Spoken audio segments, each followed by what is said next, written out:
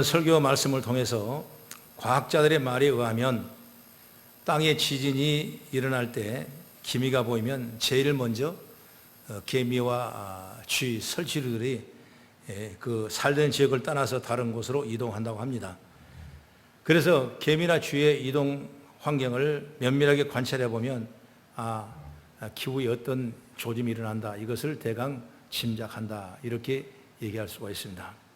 바로 이 개미나 쥐에게는 우리가 알지 못하는 미세한 진동을 감지할 수 있는 특별한 뭔가를 가지고 있기 때문에 우리 인간보다 훨씬 더 빠른 그런 예지와 예감을 가지고 있다는 것을 우리가 알게 되는 것이죠. 만약 우리 성도의 자신의 어떤 영적인 상태를 여러분 기준할 수 있다면 우리가 뭘로 기준하겠습니까? 영적으로 어두워져 있고 영적으로 밝아졌다, 이걸 어떻게 우리가 기준하겠어요? 물론 다 영적으로 밝으면 오는 모든 어려운 일을 다 이겨내고 승리할 수 있겠지만은, 우리는 영적으로 어두워지면 이게 좋은 일인지 아니면 이게 내게 나쁜 일인지 아니면 내가 이걸 해야 될지 먹어야 될지 써야 될지를 판단하지 못한다면 우리는 결국 우리 인생은 실패하고 말 수밖에 없을 것입니다. 그러면 영적인 기준에 우리 영성이 되어야 되는데 뭐냐? 말씀도 중요하고 모든 신앙생활이 중요하지만 나는 이 말씀의 주제를 기도로 기준을 삼고자 원합니다. 그래서 우리가 깨어 있으면, 기도하면 우리의 영적인 감지의 능력을 얻을 수가 있어요. 그래서 기도할 때와 기도하지 않을 때의 영적 상태가 다릅니다. 어느 조사에 보면 우리나라 성도 가운데 100명 중 90명은 매일 성경을 읽지 못한다 그랬어요. 쉽지 않는 일이죠. 매일 성경 읽는다는 건. 우리가 성경을 자주 읽어야 되는데 10명 정도밖에 성경을 읽고 있다, 이런 얘기를 하고 있고, 또 예배를 마치고 교회에 나서는 사람 가운데 10명 중 100명 중 10명만이 방금 전에 들었던 설교의 제목을 설교의 제목을, 본문을 어디 있는지 기억한답니다. 그러니까 90명은 100명이라면 90명은 그냥 설교 들었고 그냥 은혜 받았고 그냥 그걸로 끝나고 말고 가는 거예요. 우리가 정말 기도가 뭐냐? 때로는 취침할 때 기도하고 밥 먹을 때 식사 기도하는 건 매일 우리가 합니다. 그러나 정말 우리가 이 하나님께 기도하는 거, 그러니까 이 일정 기간을 정해놓고 우리가 어떤 기간을 딱 매일매일 정해놓고 기도한 사람은 그렇게 많지가 않다는 거예요. 이 얘기를 왜 하냐면, 그러면 우리가 결국 영적인 상태에서 스스로 감지할 수 있는 능력, 그 모든 걸 소멸하고 마는 것이다. 그래서 우리는 오늘도 늘 기도하고 성경 말씀을 통해서 늘 묵상해 나가면서 우리 영적인 감지할 능력 기준을 높여야 돼요. 그래서 어떤 환경, 어떤 삶 속에서도 우리가 기필코 결단코 승리하는 은혜가 있기를 주의 이름으로 축원합니다. 만약 영적으로 우리가 지진이 오고 쓰나미가 몰려온다면 우리는 이게 준비되지 않으면 이미 죽은 목숨이나 똑같아요. 그러나 기도해 나가면, 기도로 가면 우리는 어떤 쓰나미, 어떤 지진이 와도 우리는 해결을 뵙고 피할 수 있는 길을 열게 된 줄 믿으시기 바랍니다. 만약 우리가 영적 혼수 상태에 경험하면 어떻게 되겠습니까? 그건 안 되지 않습니까? 기도하지 않으면 영적인 단절이 오는 거예요. 단절이 오면 혼수 상태가 오는 겁니다. 하나님과 전혀 관계가 없는 생활을 하게 되거든요. 그래서 살아있기는 살아있는데 생기가 없고 여러분 무기력해지는 겁니다. 그러면 여러분 살아있는 생명이 아니라 이미 죽은 식물 인간과 똑같은 것이다, 이렇게 우리가 눈치볼 수 있는 것이죠. 성경에 보면 바벨론의 포로를 끌려갔던 이스라엘 백성들은 영적으로 무감각, 무기력한 상태에 있었습니다. 예루살렘에 있을 때는 성전에서 하나님께 마음껏 예비하고 찬양하고 또 매일 하나님 앞에 나가 일하고 그리고 주의 뜻을 이루어가며 정말 예배하는데 오리를 다 했어요. 그런데 바벨론으로 포로로 잡혀가니까 이제 예배가 끝이 났습니다. 예배가 끝난 대신에 매일 가서 폭행을 당하고 고통을 당하고 끌려다니고 자기들이 하고 싶은 일을 못하고 기도도 못하게 하는 그런 엄청난 어려움을 당하게 되는 거죠. 예루살렘에 있었을 때는 안식일 되면 깨끗한 옷을 입고 재물을 준비하고 하나님의 성전에가 예배드리고 기도하여 보냈는데 바벨론의 포로가 끌려와서는 안식일조차 지킬 수가 없는 거예요. 이스라엘 백성들은 영적으로 방황하기 시작합니다. 그래서 하나님을 버리고 점점 세상을 따라서 합니다. 타락이 점점 도가 심해지며 영적인 생수가 메말라지기 시작했다 그 말이에요. 그래서 예배를 자꾸 멀어진다든지 기도가 멀어진다든지 말씀의 은혜가 되지 않는다든지 주님의 뜻이 뭔지를 분별하지 못한다면 우리는 이미 영적으로 고갈 상태, 메말린 상태. 이걸 어떻게 회복돼야 되냐? 예배를 회복되고 기도를 회복되고 신령과 진령으로 우리가 주의 뜻을 이루고 왔을 때 이것이 회복하는 역사가 일어나는 거예요. 할렐루야. 이스라엘 백성의 상태를 당시에 하나님께서는 그들을 메마른 상태라 그렇게 표현을 했어요. 그래서 이 메마른 상태를 에스겔서 37장 5절 6절 한번 같이 마른 뼈 환상이라고 그랬는데 5절 6절 같이 읽어보겠습니다. 4절 5절 시작. 또 내게 이르시되 너는 이 모든 뼈에게 대언하여 이르기를 너희는 마른 뼈들아 너희 말씀을 들을지어다. 주 여호와께서 이 뼈들에게 이같이 말씀하시기를 내가 생기를 너희에게 들어가게 너희가 살아나리라. 아멘. 이 마른 뼈가 됐다. 말랐다는 얘기죠. 마른 뼈의 환상을 보는 겁니다. 하나님께서는 에스겔을 골짜기로 내려보내가지고 가서 내가 보인 것이 무엇이냐 물어보니까 이 골짜기 저 골짜기에 마른 뼈가 가득 차 있습니다. 이렇게 했습니다. 그러면 이 마른 뼈가 살아나겠느냐? 우리는 할 수 없지만 하나님은 할 수 있습니다. 그랬습니다.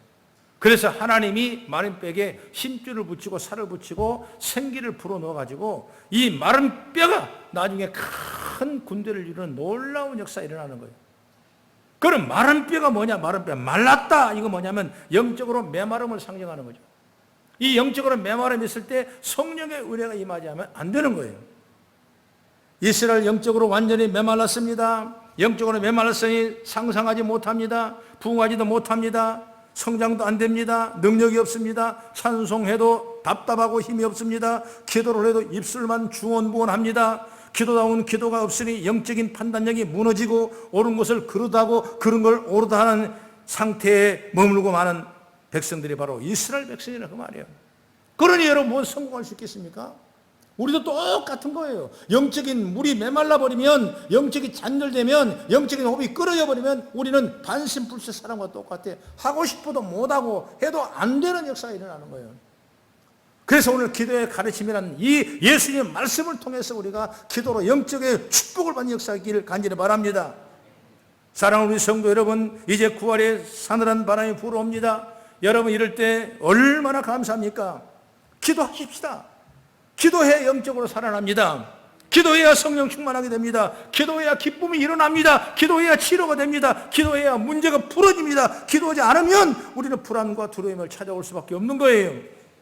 작은 일을 가지고도 속상하고 안 되는 일을 가지고도 힘들어하고 기도하지 않기 때문에 하나님 뜻을 분별할 수가 없고 기도하지 않기 때문에 살았으나 죽음 같은 영적인 사망의 선고를 받고 살아간 사람이 많다 이거예요. 여기서 여러분 일어나야 돼요. 믿으시면 아멘. 여기서 깨어 있어야 돼요. 오늘 본문의 말씀은 누가복음 11장 내용의 전체를 쭉 보게 되면 첫 번부터 예수님께서 이렇게 기도하라 하고 제자들에게 주기도문을 얘기하고 있습니다. 그리고 오늘 본문의 말씀은 그 비유를 통해서 말씀할 때 신났던 친구가 밤중에 우리 집에 찾아왔는데 배가 고파 죽이고 있는 거예요. 떡을 먹여야 되는데 떡 3덩어리면 충분한데 먹일 수가 없으니까 이제 그 옆에 있는 친구 집에 찾아갑니다. 그 친구에게 그 밤중에 큰 밤중 됐는데 얼마나 실력이었습니까? 그래서 문을 두드리고 친구여 혹시 떡 3덩어리면서 내게 빌려다오. 내가 친구의 손님이 왔는데 떡을 줄 수 없구나. 좀 빌려달라고 그러니까 그 친구가 뭐라 합니까? 지금 밤이 너무 어둡지 않냐. 아이들도 다 자고 있고 문은 다 닫아놨는데 어떻게 귀찮게 또 이 떡 3덩어리 가지고 내가 일어나야 되냐 그 말이에요. 그래도 이 친구는 계속 부르짖습니다. 그리고 간구합니다. 친구에게 요청을 합니다. 강청을 합니다. 그랬을 때 그 친구가 문을 열어주면서 내가 나 벗 때문에 문을 열어주신 것이 아니라 내가 강청하는 그것 때문에 내가 이 떡을 주나며 떡 3덩어리를 빌려받은 거예요. 그래서 그 친구의 먹였던 사건이 오늘 성경의 본문의 사건이 나오고, 그 다음에 구하라 찾으라 두드리라 하면서 구하는 자에게 하나님께 좋은 걸 주지 않겠냐. 이 내용을 전체 보면 예수님의 가르침의 기도가 얼마나 우리에게 크게 역사한다는 사실을 우리 믿고 나가자 그 말이에요. 할렐루야. 여러분, 기도를 쉬어서는 안 돼요. 기도를 무시해서는 안 돼요. 하나님 자녀들은 여러분 기도 속에서 우물을 파게 되고, 기도에서 생수를 얻게 되고, 기도 속에서 놀라운 영적인 은혜를 체험한 줄 믿으시기 바랍니다. 그래서 오늘 이 기도의 중요한 가르침이 뭐냐? 세 가지로 말하면, 첫째로 누가 기도하는가? 오늘 누가 기도했습니까? 누가 구했습니까? 영적인 의미로 본다면 부족한 사람이 기도한 거예요. 하물며 떡 세 덩어리가 없는 그 사람이 기도하는 거예요. 떡 세 덩어리가 없다. 여러분, 별것 아닌 것 같죠? 이 사람에게는 썩 세 덩어리, 아무것도 아닌 이 남아있는 떡 세 덩어리를 구하면서 그는 갈급한 마음으로 기도하는 거예요. 아쉬운 사람이 기도합니다. 누가 간절히 기도합니까? 바로 떡 세 덩어리가 없는 사람이 강청하며 기도합니다. 떡 세 덩어리를 우리가 표현한다면 세상살이에 필요한 것들이라고 얘기할 수가 있어요. 여러분, 살아가면서 필요한 것이 있죠. 살아가면서 우리가 받아야 될 일이 있죠. 이것이 떡 세 덩어리라고 우리가 비유해 본다면 이것이 우리에 필요하니까 여러분 기도하고, 이것이 아쉬우니까 이 사람이 기도하는 겁니다. 그래서 옛날 보면 목마른 사람이 샘물을 판다 이런 말이 있어요. 아쉬운 자가 매달리게 되어 있는 것입니다. 그리고 아쉬운 만큼 간절할 수밖에 없는 것입니다. 그 아쉬움이 더하면 바로 간절함이 더해지고, 그래 저는 이 말씀을 다 하면서 참, 그래, 내가 구할 수 있는 여건이라는 게 너무나 감사하다. 내가 이걸 풀어야 된다, 이걸 아쉬움이 있다, 이걸 내가 구해야 된다, 응답 받아야 된다, 그런 기도거리 제목이 있다는 걸 너무나 감사한 거예요. 왜? 거기는 분명히 응답이 있고, 거기는 분명히 기도함으로 말미암아 내가 영적으로 바로 설 수 있는 놀라운 능력과 권세가 있기 때문에 얼마나 감사하는 거예요. 다 갖춰줬다, 아쉬움이 없다, 필요 없다, 다 가지고 있다, 명예도 있다, 학문도 있다, 물질도 있다, 집도 있다, 가정도 있다, 잘 된다. 그러면 쉽게 말하면 기도할 것이 없는 거예요. 그럼 기도할 수 없다는 건 뭐냐면 영적으로 우리는 이미 그 목마름의 기준을 벗어버린 것과 똑같은 거예요. 그렇기 때문에 기도하고 있다는 건 뭐냐? 우리를 지금 하나님이 잘 세우고 있다는 사실을 믿게 되는 거예요. 믿으시면 아멘. 많은 축복받은 사람이, 명예가 올라간 사람이 때로는 하루아침에 내동거라 떨어지고 어려워진 사람이 얼마나 많습니까? 바로 영적으로 본다면 그 아쉬움이 없다가 교만하고 타락됐기 때문에 그런 역사가 일어나는 거예요. 오늘도 여러분이 떡 세 덩어리, 별것 아니지 않습니까? 여기에 대한 아쉬움을 가졌는 이 사람이 밤을 새워서 강청하며 강구했대 그 떡 세 덩어리를 얻었던 것처럼 우리도 이런 마음을 가지고 신앙생활하고 이런 기도가 있기를 간절히 바랍니다. 누가 기도합니까? 아쉬운 사람이 기도하는 거예요. 여러분, 오늘 내가 아쉬움이 있다면, 기도거리가 있다면 하나님 앞에 참 감사합니다. 감사합니다 하십시오. 왜? 기도할 수 있으니까. 여러분, 때로는 물질이 없는 가난이든 위급한 상황에 도와줄 사람이 없는 가난이든 없어도 그걸 축복이라고 믿으시길 바랍니다. 그것을 인하여 우리가 하나님께 기도하게 되기 때문에 하나님 만나게 되고 하나님 뜻을 이룬, 그렇기 때문에 없을수록 우리는 더 큰 축복이다, 이런 역설적인 의미를 저와 여러분이 가지기를 간절히 바랍니다. 우리가 야곱이라는 사람이 있지 않습니까? 야곱이라는 사람은 자기 형을 속이고 엄청난 죄를 지은 거죠. 아버지도 속이고 몰래 아버지의 상속권, 축복권을 다 뺏어가지고 혼자 도망갔습니다. 그래서 도망가서 20년 세월을 속고 속이면서 열심히 하던 일을 했어요. 그래서 정말 12 아들, 딸들을 얻게 되고, 그 다음에 아내도 4분이나 얻게 되고, 그리고 양떼도 2떼, 3떼, 이 엄청난 축복을 많이 받았어요. 이런 축복이 올라가다 보니까 어느 생각이 나오냐? 옛날 아버지 생각나고 형님 생각나는 거예요. 그래서 다시 고향으로 다 모든 걸 가지고 돌아오지 않습니까? 돌아와서 형을 만나려고 그랬는데 형은 이미 돌아온다는 소식을 듣고 400명 군사를 일으켜서 내 동생을 죽이려고 작정하고 있는 겁니다. 이런 얼마나 고통스럽습니까? 그래서 자기 가진 우양을 내보내봐도 소용없습니다. 그러고 보면 조카들인데 자식들을 내보내도 아무도 소용없어요. 더 이상 얻은 방법이 없어. 다 내 몸을 내서 방법이 없어. 그래서 그는 이제 그다음부터 어떠냐? 이제 하나님 앞에 부족한 걸 기도한 겁니다. 이 문제를 풀어달라고. 그래서 그 간절한 마음으로 기도하는데 얼마나 기도를 많이 했느냐. 환도뼈가 유골돼서 절름발이가 될 정도로 기도를 한 거예요. 그러고 나니까 하나님께서 그 기도를 통해 야곱이라는 사람을 이스라엘 이름으로 바꿔주지 않습니까? 결국 이 야곱강의 기도는 뭐냐면 하나님을 결국 이겼다, 이런 뜻입니다. 여러분, 어떻게 하나님을 이기겠습니까? 그런 절대절명의 그 아쉬움 속에 정말 내가 살아야 되겠다는 그 모든 환경 속에 하나님 앞에 기도했을 때 그 기도가 결국은 내 환도뼈가 이골될 만큼 고통받은 기도였지만 하나님은 야곱을 이스라엘로 바꿔주는 놀라운 역사가 일어났다, 그 말이에요. 여러분, 그렇습니다. 우리의 기도가 그런 기도가 되기를 간절히 바랍니다. 우리의 기도가 좀 깊어지고 좀 더 간절해지려면 여러분, 우리는 믿음의 기도밖에 없는 겁니다. 그래, 그러려면 어떠냐고. 우리가 나를 자신을 통해 인식을 해야 돼. 자기는 다 있다고 생각한다면 간절한 마음으로 기도하겠습니까? 내가 다 채워졌다고 생각하면, 내 것관이 가득하다고 생각한다면 여러분, 기도한 사람이 누가 있겠어요? 없을 거예요, 아마. 그렇기 때문에 우리는 먼저 떨어진 그 부분, 뭡니까? 바로 지금 떡이 없는 거예요. 집에 떡이 떨어진 거예요, 떡이. 그런데 필요한 건 떡 세 덩어리요. 그렇게 떡 세 덩어리가 없는 인간의 현실을 깨닫고 인정하는 마음을 가지라고 말이에요. 예수님 왜 이런 기도의 교훈을 우리에게 가르쳤냐? 떡 세 덩어리가 없는 인간의 현실을 깨닫고 인정하라는 거예요. 아, 그거 별것 아니지, 세 덩어리. 우리 집 많이 있어. 여러분, 그런 인정을 하지 말아요. 우리가 어떤 인식을 해야 되냐? 사람이 무엇을 가지고 만사를 제 뜻대로 할 수 있습니까? 있는 듯 하지만 사실은 아무것도 없는 것이 인간이에요. 물질도 여러분 우리가 가득 차고 있는 것 같지만은 모자라서 아쉬울 때가 얼마나 많습니까? 여러분, 지혜가 있는 듯 하지만은 인생에 밀어닥친 문제를 제대로 해결할 수 없을 때가 얼마나 많냐고 말이에요. 능력이 있는 듯 하지만 한계가 있어서 할 수 없는 일이 여러분 얼마나 많았습니까? 이것이 인간의 실존적인 생각이라고 말이에요.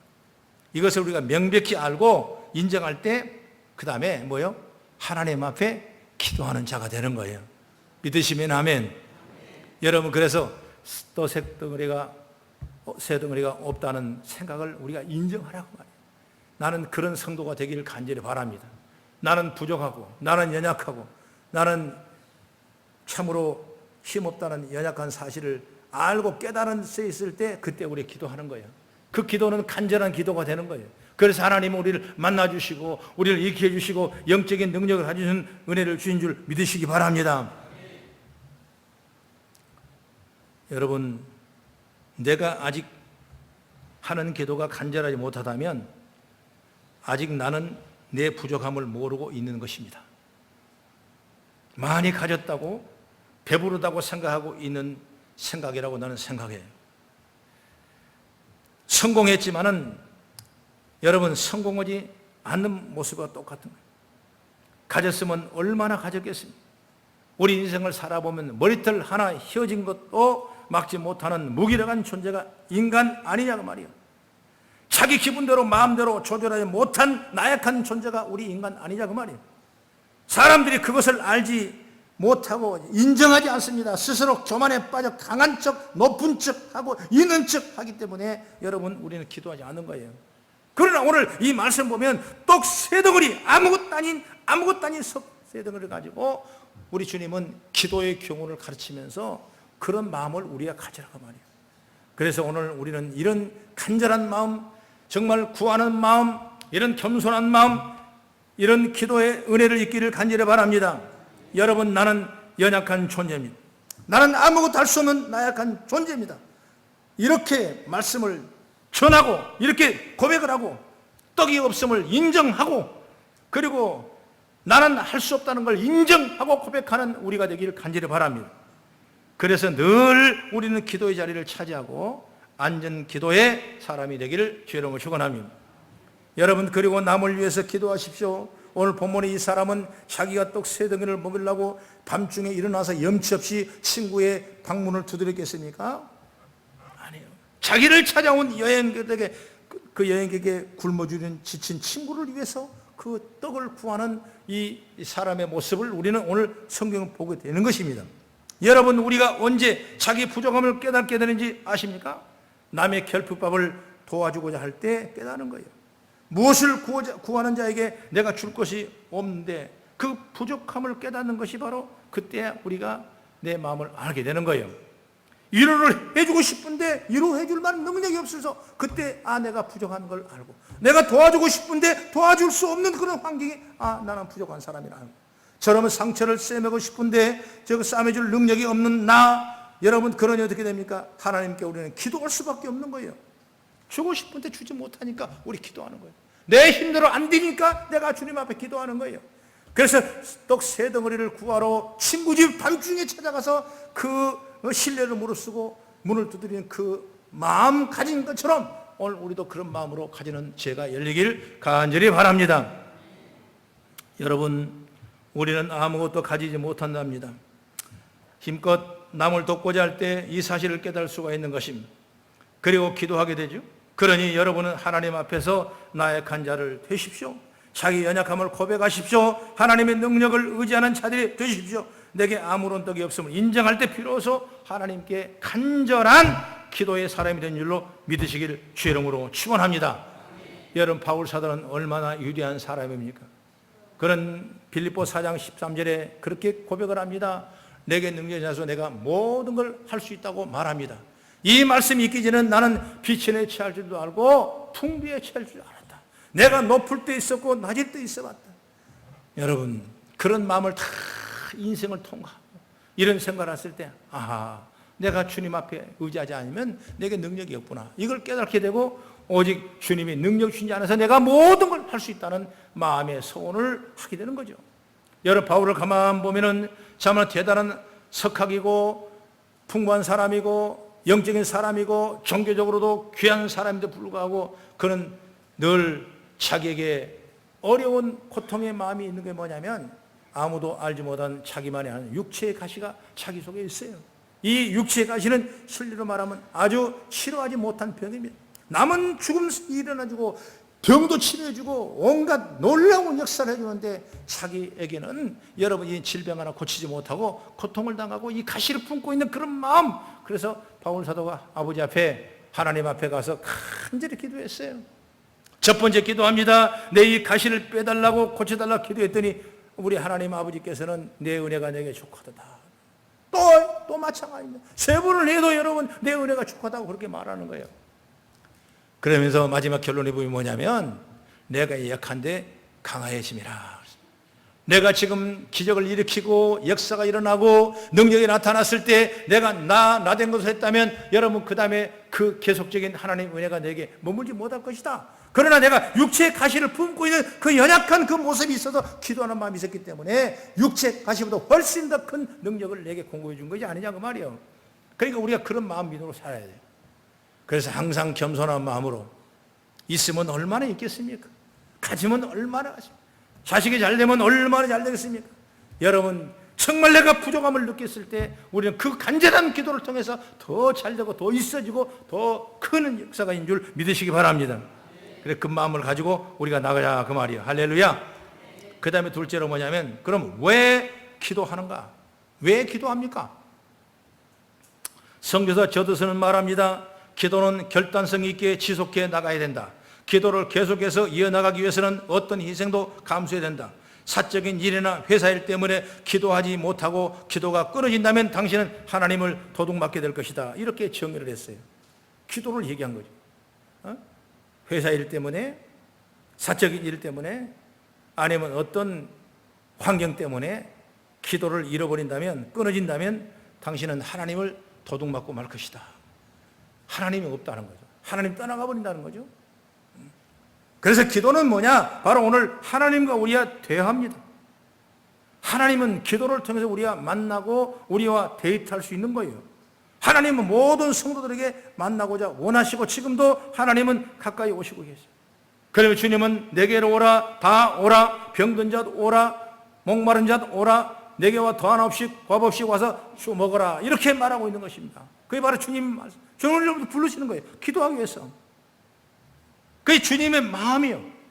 마치 여러분 부모가 자녀와 많은 얘기를 나누고 싶어 하는데 자녀가 그 마음을 나눠주지 않는다면 부모의 마음은 자녀의 뜻이 뭔지를 알 수가 없어요. 우리 하나님 앞에도 우리가 나와서 기도할 때, 그 기도할 때 자녀의 마음을 아는 거예요. 자녀가 이런 기도를 하는구나. 자식하고 대화하면 그러지 않습니까? 제가 어떤 꿈을 꾸고 있는가, 어떤 기도를 하고 있는가, 제목이 뭔지를 대화를 통해서 알게 되고, 그리고 인간이 편해서 내가 저 기도를 들어주고 제 마음을 알아주고 제가 가는 길을 내가 어드바이스 해주고 내가 안내해야 되겠다. 그런 부모의 마음이 누구에게 오냐? 우리 자식을 향한 부모의 마음이 우리가 오는 겁니다. 그래서 자식이 가다가도 부모님이 이렇게 얘기하니까 참 지혜롭다라고 또 가던 길을 판단해서 다시 가게 되고, 또 생각했던 건 아니면 그걸 놓게 되고, 그리고 더 필요하다면 이걸 더 갖게 되고, 그렇게 해서 자녀가 앞길이 열리는 역사가 임하지 않는 똑같은 겁니다. 우리 하나님 바로 기도는 그거예요. 하나님 앞에 기도한다는 것은 여러분 이 시간이 하나님과 나와 대화하는 거예요. 뭘 대화합니까? 하나님 아버지 힘듭니다. 그 대화하는 거예요. 그럼 물어볼 거예요. 뭐가 힘드냐? 물어볼 거예요. 그럼 몰라요. 그럼 되겠습니까? 나는 이런 문제 이렇게 힘듭니다. 그래? 그럼 이렇게 해주마. 근데 저것이 안 되는데 그럼 저건 저렇게 해주마. 이것이 하나님 앞 스스로 여러분 기도하는 대화의 대화. 그랬을 때 어떤 문제를 가지고 대화를 많이 하다 보면 그 다음에 버릴 것은 버리게 되고 또 찾을 건 찾게 되고 또 더 우리가 중심 가질 건 중심 갖게 되고, 우리 기도가 얼마나 많습니까? 아주 엄청난 기도가 이름 많은데 그 기도를 다 어떻게 하나님이 다 우리에게 들어주겠어요? 그 기도하니까 하나님이 그건 버리라. 그래 기도하다가 버린 거예요. 그건 또 계속 기도하라. 그래 기도하는 거예요. 그래 보니까 모든 책임을 누가 지시냐? 내가 책임이 아니라 하나님이 책임지는 거예요. 이 기도는 이런 놀라운 효과가 있는 거예요. 그래서 여러분이 항상 기도의 자리에 여러분 앞서기를 간절히 바랍니다. 내가 기도하는 지혜가 열려야 돼. 아까 다 초반에 얘기했지만은 여러분 그냥 정기적으로 우리가 시간적으로 밥 먹기 전에 또 취침하기 전에 간단한 기도를 하지만은 정말 시간 맞춰서 매일 하루에 한 번씩 기도하는 사람이 있냐고 말이에요. 그게 너무나 적은 거예요. 근데 우리는 그걸 필요하는 겁니다. 그래서 오늘 이 기도의 교훈을 누가복음 11장에 쭉 말씀하시면서 우리에게 비전과 꿈을 세우기를 원하는 줄 믿으시기 바랍니다. 우리가 하나님과 대화하는 기도는 우리의 소원을 구체화시켜 줍니다. 또 기도 중에 듣게 되는 하나님의 음성은 순식간에 욕심이나 가벼운 소망, 잠시 마음에 품어보는 꿈과 같은 것을 버리게 합니다. 그리고 마음에 바른 소망을 갖게 합니다. 우리는 아무런 소원이나 다 가지고 하나님께 기도하지만 하나님은 기도 중에 잘못된 욕심을 버리게 하고 온전한 소원을 구별하게 하십니다. 여러분, 내가 무엇을 소원해야 하며 내가 무엇을 해야 하는가를 깨닫게 하신 분이 하나님이에요. 그것이 바로 기도를 통해 이루어진다는 사실 우리가 믿자고 말이에요. 그렇기 때문에 누가 기도해야 돼? 왜 기도해야 돼? 오늘 우리가 하나님의 은혜를 받으려면 우리가 기도하는 자리에 꼭 세워진 역사가 있기를 간절히 바랍니다. 그러니까 왜 기도해야 됩니까? 하나님을 잃지 않기 위해서 기도하는 겁니다. 하나님이 내 삶 가운데 안내자가 되고 영적으로 감각이 여러분 오버할 수 있도록 온전한 소망을 갈 수 있도록 또 내가 꿈을 꾼 꿈이 구체화될 수 있도록 귀한 과정을 열어주는 과정이 뭐냐? 바로 기도라는 기도. 여러분 꼭 내가 아플 때만 내가 어려울 때만 힘들 때만 기도하는 것이 아니라 정말 이런 모든 우리 삶의 삶에서 기도가 이런 놀라운 에너지가 있다는 사실을 우리 믿으시라고 말이에요. 그래서 나는 항상 여러분 기도의 자리를 항상 게을르지 마시고 여러분 기도의 자리를 놓치지 마시고 날마다 기도해 나가는 제가 열리기를 간절히 바랍니다. 성도 여러분, 기도는 성도에게서 삶의 방향을 인도해 주는 나침반이라고 그렇게 말씀합니다. 기도가 있어야 하나님을 잃어버리지 아니하고 온전한 소망을 품게 되고 흔들림이 없게 되고 치우침도 없게 되고 오직 한 방향 주님을 향해 나갈 수 있습니다. 그래서 성도는 기도해야 된다 그 말이에요. 그 다음에 세 번째로, 그러면 기도의 결과가 반드시 응답으로 남아 있습니다. 전화를 거는 사람은 상대방이 받을 것이라고 믿고 있기 때문에 전화를 거는 거예요. 아마 지금은 받지 않을 거야라고 전화를 두드려 본 사람은 아무도 없을 것입니다. 요즘은 뭐 발신자를 표시해주는 서비스가 잘 생겨나가지고 이걸 받을 줄 아는가 받지 못할 줄 아는가 표시가 딱 나오지만은 여러분 기도한 사람은 내 기도를 하나님이 들어주실 줄 믿고 여러분 기도하는 거예요. 들어주실까라고 생각하고 의문하며 기도하는 것이 아니라 우리 기도는 반드시 하나님이 들어줄 것 믿고 여러분 기도하는 거예요. 그래서 오늘 9절부터 10절까지를 같이 한번 찾아 읽어봅니다. 시작. 내가 또 너에게 이르노니 구하라 그러면 너에게 주실 것이요 찾으라 그러면 찾아낼 것이요 문을 두드리라 그러면 너에게 열릴 것이니 구하는 이마다 받을 것이요 찾는 이는 찾아낼 것이요 두드리는 이에게는 열릴 것이니라. 아멘. 하나님의 응답의 약속이 있기 때문에 우리는 기도하는 것이다. 오늘 비유도 바로 그런 말씀입니다. 사람도 귀찮게 하면 마지못해 들어주는데 이렇게 자꾸 밤중에 와서 귀찮게 이 정말 남을 방해하고 피해줄 만한 엄청난 시간에 그 와도 그렇게 귀찮게 하니까 들어주는데 이미 약속하신 하나님의 말씀이 우리의 기도를 들어주지 아니하시겠냐 그 말이야. 할렐루야. 이건 목사님 말씀이 아니고 하나님이 오늘 말씀하신 거예요. 하나님을 귀찮게 하고 염치불구하고 여러분 이것도 그럼에도 불구하고 여러분 기도하는 지혜가 열리길 간절히 바랍니다. 또 누가복음 18장에 보면 예수님께서 항상 기도하고 낭망치 말해야 될 이유를 말씀하시면서 한 불의한 재판장이 있는데 이 사람은 돈만 알고 인격적이 되지 못하는 사람이 그 불의한 재판장에 재판하는 사람 그런데 이 원한을 풀어야 될 한 과부가 그분 앞에 나갑니다. 돈도 없는 과부가 나갑니다. 이 원한 가지고 나갑니다. 풀어줄 재판장에 누가 이렇게 안 풀어주는 거예요. 그러나 계속 가서 그 집 앞에 가서 이 재판장에 내 원한형 풀어달라고 그랬을 때 그 재판장은 내가 불쌍해서 내가 풀어준 것이 아니라 자주 내가 번거롭게 나를 하고 나의 강청하는 그 믿음 마음을 통해서 내가 너의 원한을 풀어주니라. 그러면서 원한을 풀어줬다는 얘기가 예수님의 비유로 우리에게 말씀해 줬다고 말이에요. 할렐루야. 이런 강청하는 기도가 우리 필요한 거예요. 그래서 이 비유를 누가복음에 말씀 많이 하고 있어요. 그래서 성령에 대한 얘기를 말씀하고 기도에 대한 얘기를 말씀하는 것이 바로 누가복음이에요. 그 누가는 그 일을 항상 얘기했습니다. 오늘 우리가 이걸 생각한다면 기도는 반드시 응답이 있다는 사실을 믿기를 간절히 바랍니다. 어느 목사님이 목회를 시작할 당시에 아침마다 그런 묵상 카드를 가지고 기도했어요. 뭐냐면 자기 마음에 든 마태복음 18장 19절 20절의 말씀 보면 진실로 다시 너에게 이르노니 너희 중에 두 사람이 합심하여 무엇이든지 구하면 하늘에 계신 내 아버지께서 너희를 위하여 이루시게 하리라. 두세 사람이 내 이름으로 모이는 곳에 나도 그들 중에 있겠다. 두 사람이 합심하여 기도하는데 내가 기도를 풀어주지 않겠냐. 이 말씀이 얼마나 은혜인지 이제 기도를 공유하고 기도하기를 강구했던 겁니다. 한 번은 설교할 때 이 말씀을 인용하면서 교인들에게 물어봤답니다. 이 말씀을 두 사람이 기도하면 풀어진다는 소리를 믿습니까? 하고 물어보니까 아무도 말 안 하는 거예요. 침묵이 흘렀습니다. 누구 대답하는 사람이 없어요. 흐른 뒤에 세탁소를 운영하는 한 여자가 벌떡 일어나더니 이렇게 말하답니다. 저는 그 말씀을 믿습니다. 그렇기 때문에 제 남편의 문제를 저와 성도님께서 합심으로 기도해 주시기를 바랍니다. 그랬답니다. 그 여인의 기도가 뭐냐면 남편이 너무나 술주정꾼이에요. 예수 믿게 못하는 거예요. 구원받아야 되는데 구원받지 못하고 자기는 맨날 나가 술 먹고 노름하고 주인병으로 살아가는 거예요. 자녀를 학대합니다. 아내를 학대합니다. 이 아내는 세탁소 일을 해가면서 다 가정을 이루고 나가는데 그 아내의 마음이 얼마나 아프겠어요. 그래서 선포하면서 우리 기도해 주십시오. 그 말이 끝나자 이번에 체구가 커다란 분이 딱 일어나더니 저도 그 말씀 믿습니다. 오늘부터 내가 부인의 남편을 위해 기도하겠습니다. 그러면서 말씀이 끝나보니까 너도 나도 일어나서 내가 기도하겠습니다. 내가 기도하겠습니다. 이렇게 중복이 된 거예요. 그때부터 세탁소를 운영하는 부인을 위해서 그 남편을 위해서 온 교회가 함께 기도했다는 거예요. 여러분 기도하고 얼마 있지 않아서 때가 되면 그 사람이 저녁 예배에 나오게 됐답니다. 그리고 구원받게 되는 거예요. 그리고 삶의 변화가 되는 거예요. 여러분 이처럼 기도는 응답이 안 되는 것이 아니라 반드시 하나님이 응답해 주시는 믿고 여러분 기도라고 말이에요. 믿으시면 아멘. 여러분 좋으신 우리 하나님이요.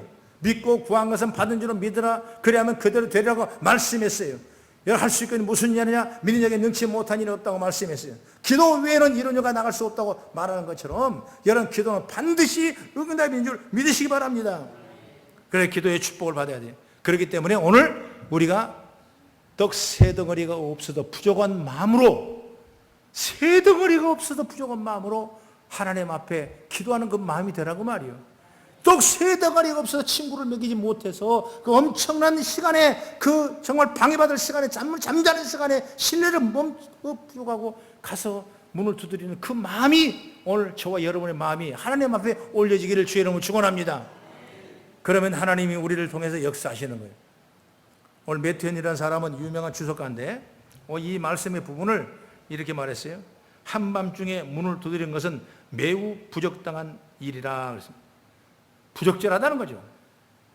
본문에 이 사람은 도저히 불가능할 때 보이는 그때에도 주저앉고 강청하는 사람이다. 강청하는 사람이다 그랬어요. 강청이 뭐냐? 바로 부끄러움을 개의치 않고 간곡하게 마치 칠면피처럼 물러설 줄 모르는 태도로 기도했다. 이것이 바로 강청하는 기도예요. 뭐 때문에? 별것 아니고 떡 새덩어리 때문에. 여러분 새덩어리 여러분이 생각에는 포기해버리고 싶죠? 아니 안 먹으면 되는 거지, 안 주면 되는 거지, 없다고 하면 끝나는 거지 이렇게 생각하지만은 이런 새덩어리의 간절한 마음으로 기도하는 이 벗을 위한 기도가 오늘 주님께서 우리에게 예언으로 말씀하시면서 우리도 그렇게 기도하기를 원하는 거예요. 믿으시면 아멘. 그렇기 때문에 우리가 기도하는 것은 큰 일만 기도한 것이 아니라 정말 내가 항상 부족함을 느낄 수 있어야 돼. 그래야 갈급하게 기도하게 되고 간절함을 기도해야 되고 그러면서 강청하며 하는 기도가 되고 부끄러움을 모르고 기도하게 되고 그런 삶이 아니겠습니까? 그래서 여러분들이 그런 마음으로 기도해 나가는 지혜가 열리길 주의 이름으로 축원합니다. 기도할 때는 하나님 앞에서 가난한 태도로 이와 같이 강청하며 겸손한 마음으로 기도하기를 바랍니다. 평생을 여러분 강청하고 강구하는 기도가 되어서 평생을 응답받고 승리하는 여러분이 되기를 주의 이름으로 축복합니다. 기도하겠습니다.